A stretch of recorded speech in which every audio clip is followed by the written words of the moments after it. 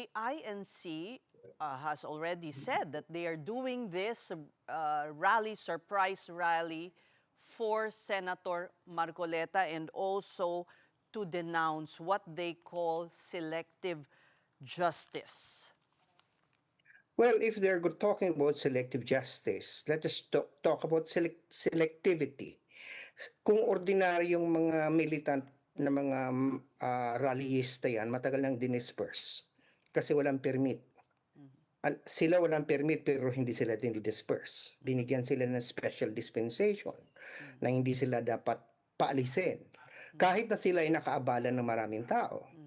So kung selectivity ang pinag-uusapan, bakit ginagawa nilang special si Senator Marcoleta? Bakit doon si Senator Marcoleta lang ang parang ginigipit, ay nalimutan ba nilang si Senator Jinggoy nakakulong na? Marami ding mga ibang mga nakakulong na. Maraming mga kakasuhan at kakasuhan pa. Si Senator Bong Revilla nakakulong. So anong pinagsasabi nila na sinisingle out si Senator Marcoleta na siya naman ay umamin. Alalahanin natin siyang umamin na siya tumanggap ng 75 million. At itinanggi pa nga niya na yun ay campaign contribution. Kaya nga siya napunta sa plunder eh.